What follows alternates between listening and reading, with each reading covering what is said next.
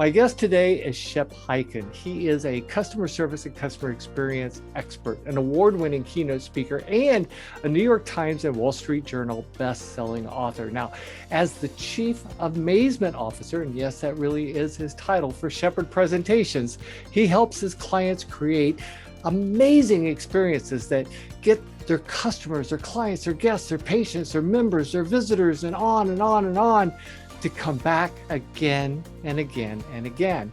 He is the author of 8 books, including his latest, I'll Be Back, something we're going to talk about in great detail in just a few moments. His articles have appeared in hundreds, literally hundreds of publications, and he has been inducted into the National Speakers Association's Hall of Fame for his achievements as a professional keynote speaker.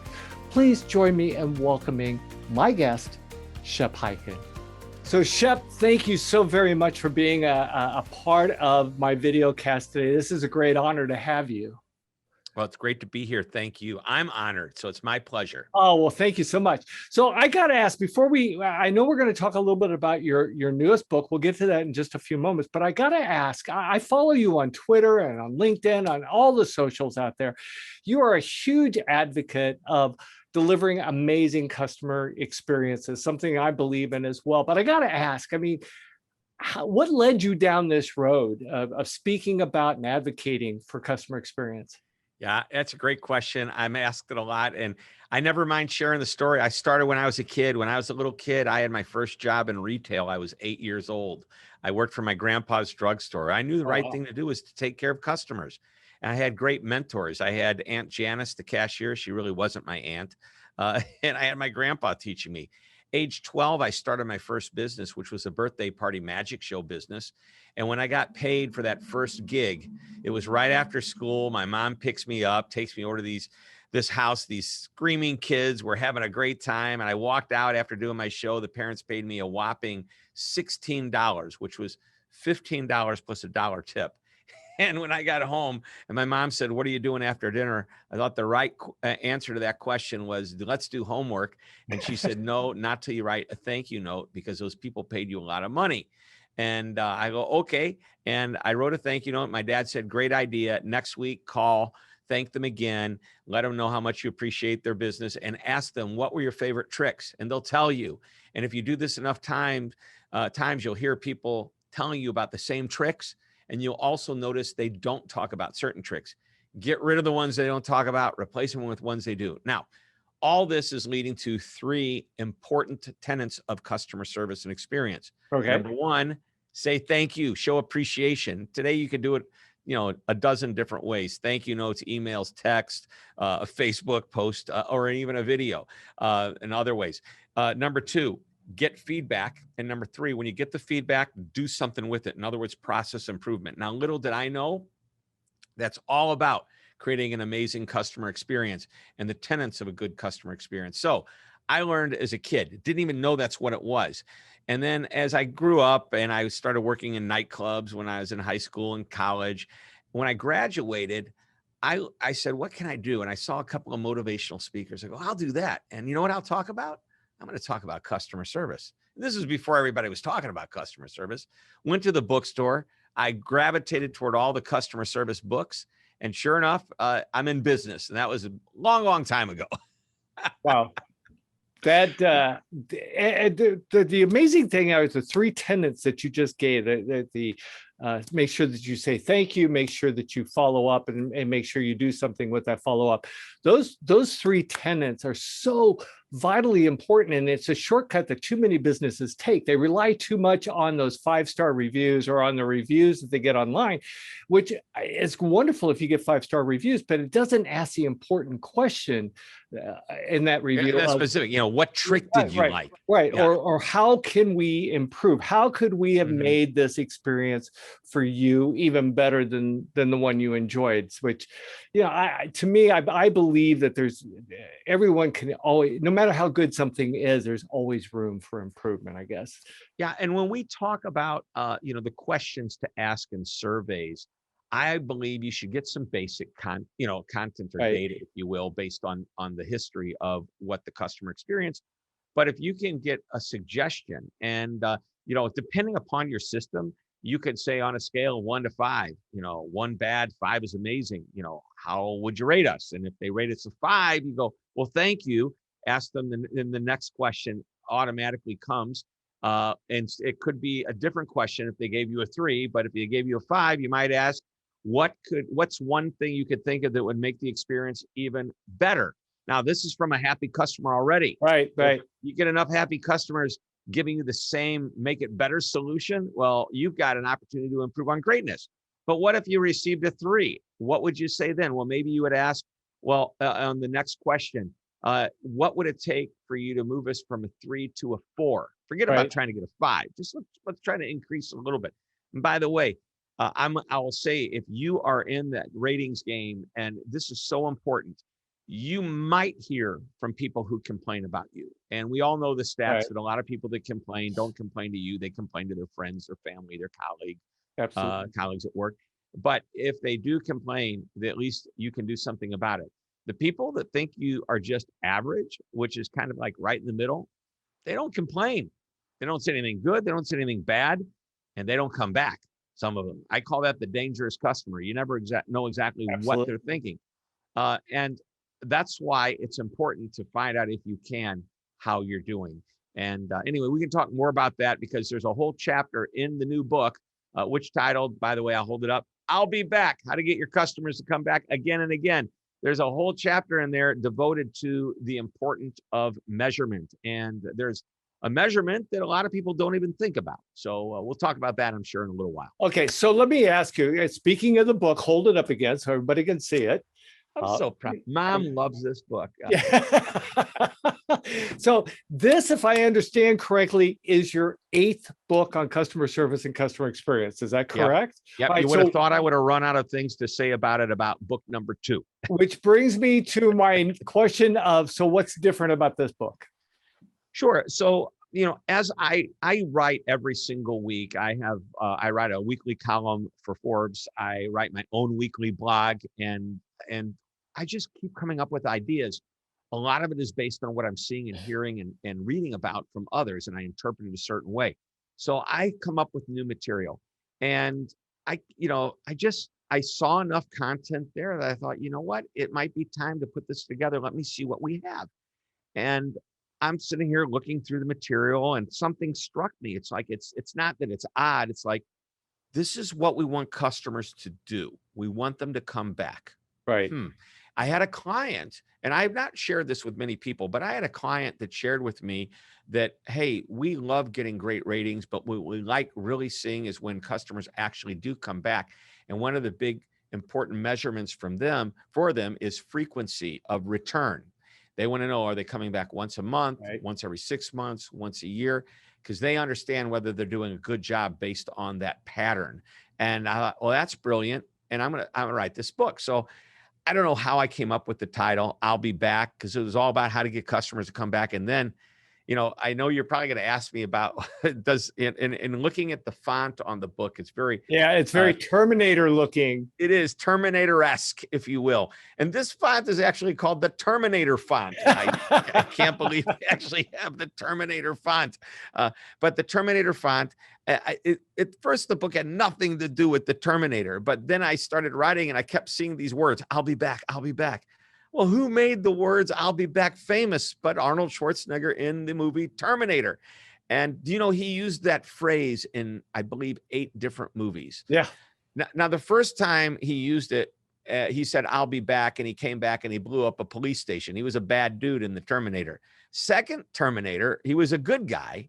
And when he said, I'll be back, it made the audience laugh, because that line became like so representative of what that movie was. There's another funny line or famous line. It's not funny, but when you hear it, you smile. And that's when he says, hasta la vista, baby. So we were talking earlier about measurement, and in chapter 2, you do this early in the book. In chapter 2, you discuss the most important measurement in business that leaders should consistently monitor. What is that? Sure.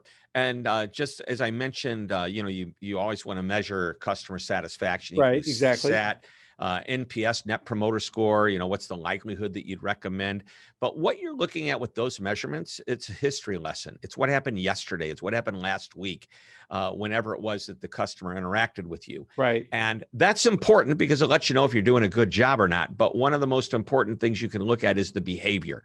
Does the customer come back? And if so, how often they come back? And while they're there, notice the difference between somebody who comes back and what they spend versus if they only came once and spent. And you'll start to notice, typically in most industries, most businesses, repeat customers tend to spend more than one time or occasional customers. And I think measuring behavior gives you a pretty good gauge, Right. and that should be the focus. Not just do they come back, but then how can you even increase the frequency of them coming back? Exactly. And that only happens when you measure behavior. Yeah, and one of the other things you talk about in the book that really touches on me is that customer experience, delivering amazing customer experiences, is actually something that any business can do. There's no business that can't do it. I think a lot of people confuse customer experience as being something where they have to spend a lot of money, where they have to invest a lot in customer experience. So much of what the delivery of customer experience is just kind of what we've been talking about before. It's just manners. Am I right? Well, yes and no. I mean, so customer service is manners. Right. Customer experience is everything. Right. It's every interaction that customer has with a person or any part of the company. When you buy an iPhone from Apple and you get the box and you open it up, that's Right. as much of the experience as if you went into Apple and wanted to talk to a genius at the Genius Bar Right. about something. All of those experiences add up. But to your point, if you want to be amazing, the interactions between people need to be predictably and consistently better than average. Not a whole lot better than average, just Right. the slightest bit. I loved talking with Horst Schulze, who is the co-founder of the Ritz-Carlton, first president of the Ritz-Carlton.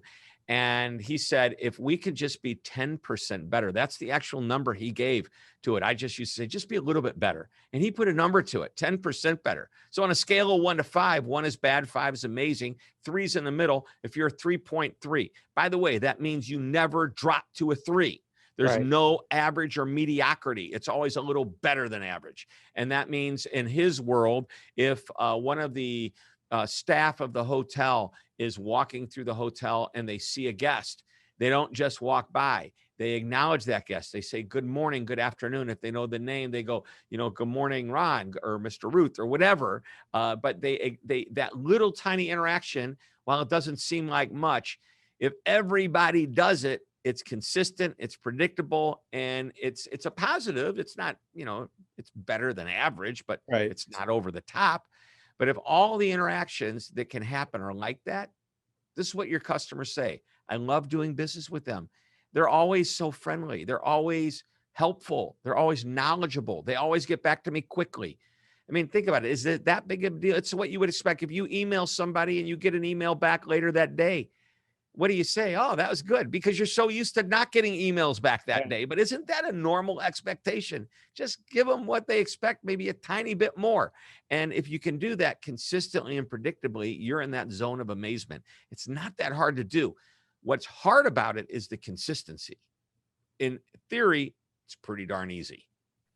So one of the dangers, I think, and I think you addressed it a little bit in your book, and that is talking about technology today and how in the industry I come from the wedding industry, and where I spent 30 years, technology a lot of times is used more as a crutch than it is to have a useful purpose. In other words, it's far easier just to send people to an app or a website to complete forms or to do this and that and the other, instead of actually having that human to human contact with them.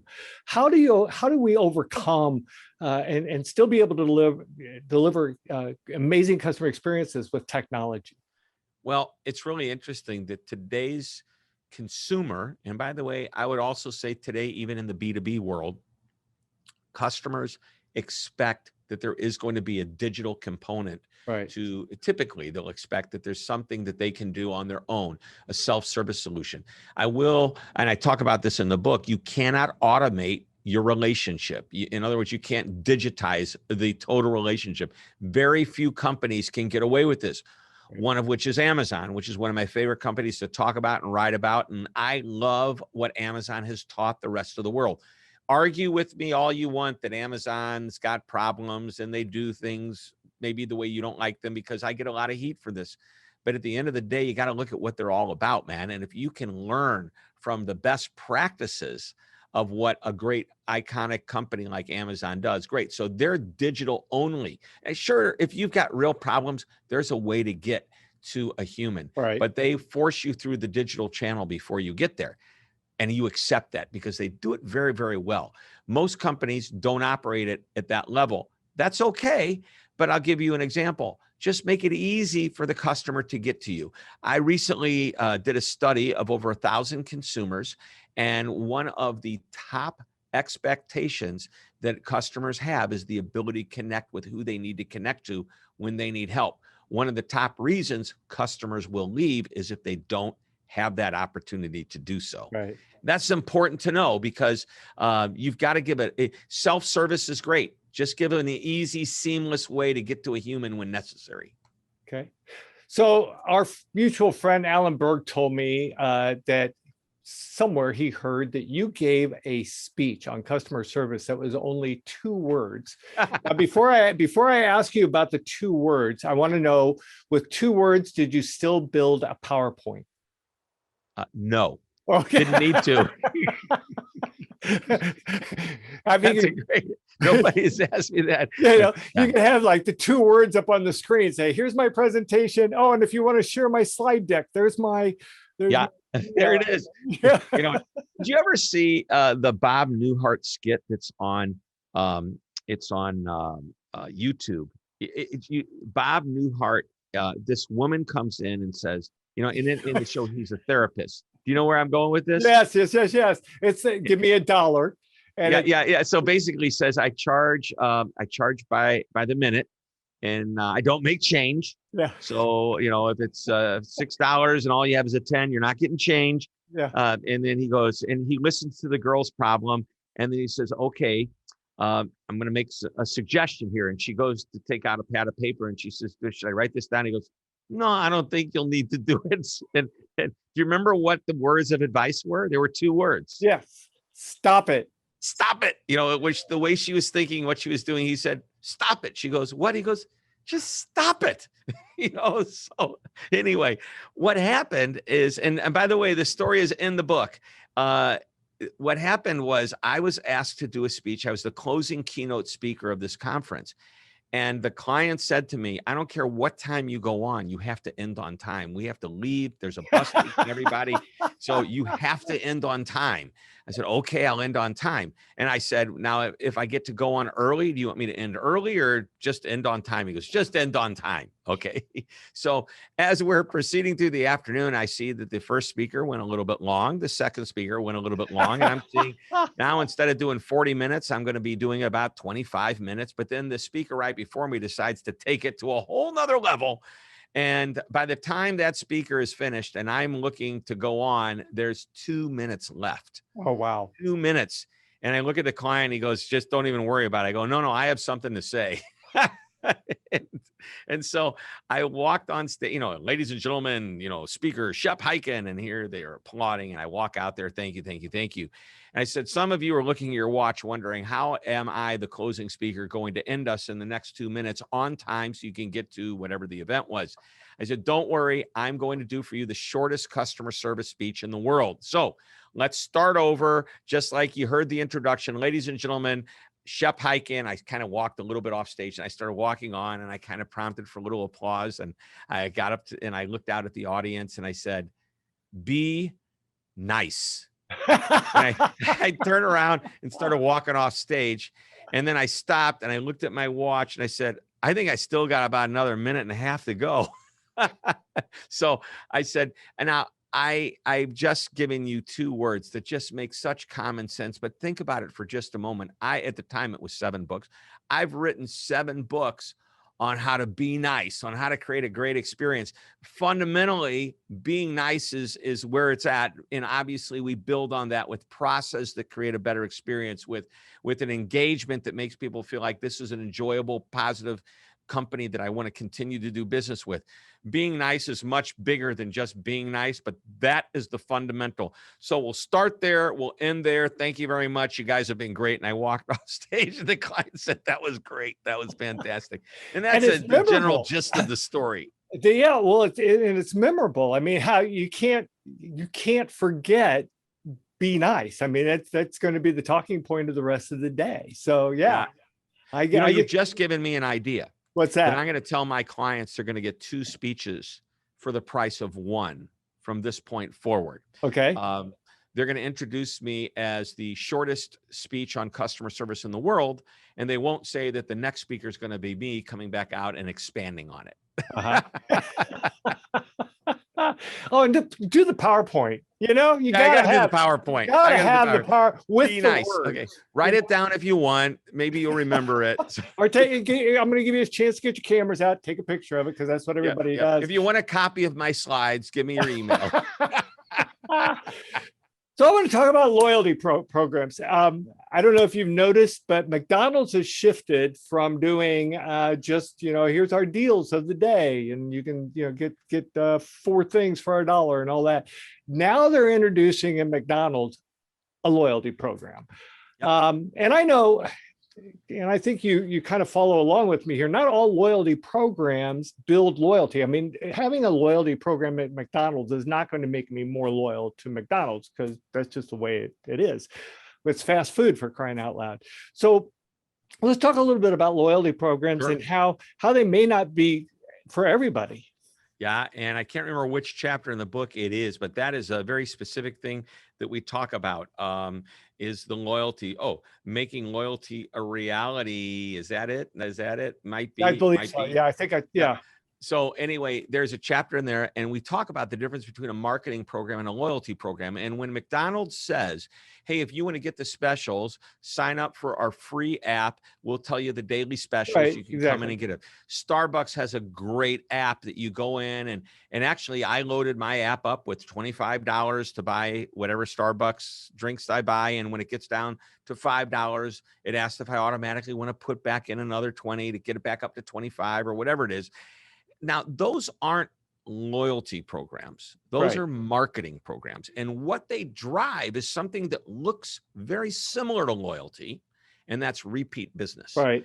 Nothing wrong with repeat business. I want it every day. And you know what? If I can't get a loyal customer, but I can get a customer to come back again and again, and I'll explain what the difference is in a moment, I'm okay with that. So please don't think that for a moment I'm knocking these programs. Right. By the way, Amazon has a program, Prime, Amazon Prime. Some people refer to this as a loyalty program. I don't know, looking at any of Amazon's materials, at least I haven't looked at them recently, but they never called it that. Do you know what they called it, Ron? Do you remember? Yeah. They called it a membership program. You see the difference?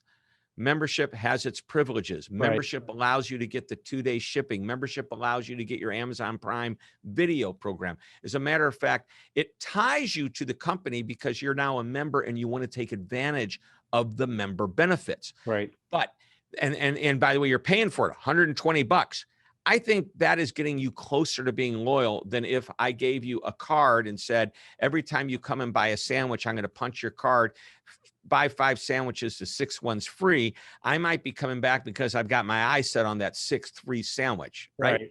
Now, if you took away the perk of the free sandwich, would you still want to come to my restaurant and have lunch? Okay. With all the restaurants out there, can I count on you to continue to do business with me? And if so, then I'm getting closer to loyalty. What do you like about my restaurant? Well, the food there is great. Anything else? Yeah. There's this guy named Ron. Every time I walk in, he greets me and he makes me feel like he's known me all my life. I love going to a place like that. And now, I'm emotionally connected to you.